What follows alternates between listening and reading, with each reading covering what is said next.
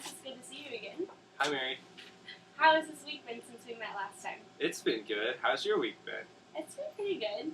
So last week we talked about your fear of turning left. Yes. So tell me about some encounters you had with this past week. Well, I was just working out the other day, and I came in contact with the track upstairs in the Colvin, and I really wanted to get a good workout in, but obviously the direction of the track was going, I had to turn left. Yeah. But I couldn't. So like how I dealt with it was every time I got to the corner, I would go to the corner and turn right, and then run like 10 yards, and then I'd turn right again, and then I'd run like 50 more yards, and then I'd turn right again, because I can't turn left. So that's how you handled it with your working out? Yeah, it's getting embarrassing though, because I don't know, people point and stare at the weird kid that goes and runs to the corners. Mm-hmm. They don't know. They just don't know how hard it is to not be able to turn left. So you said it's making you feel embarrassed. Are you feeling anything else when you have these struggles? I feel inferior to all you ambiturnies. That's for, if you don't know, it's the people who can turn both ways. Got it. I feel like I'm less of a person because I can't turn left. You feel like less of a person. Yes. So last week you didn't talk about this, but how do you think this fear started? Actually, I think it all goes back to my childhood.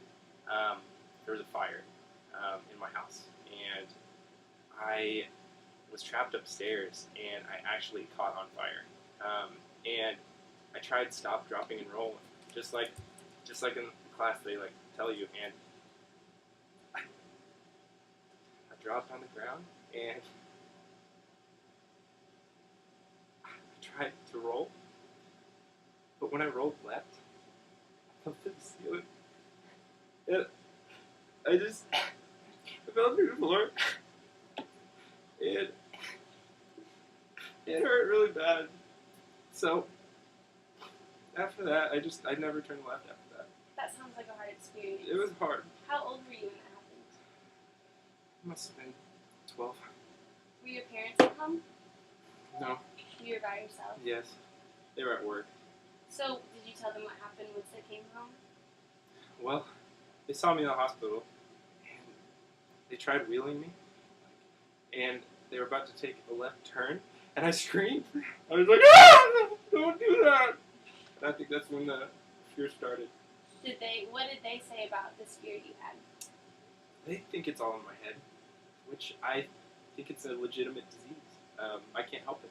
When they tell you that they think it's in your head, how does that make you feel? It's just, they don't believe me, so it's kind of hurts. They're my parents. I feel like they're supposed to believe me. Yeah. So, how many conversations have you had with your parents about this problem? Just usually when baseball season comes around. My dad is big into baseball. He loves baseball.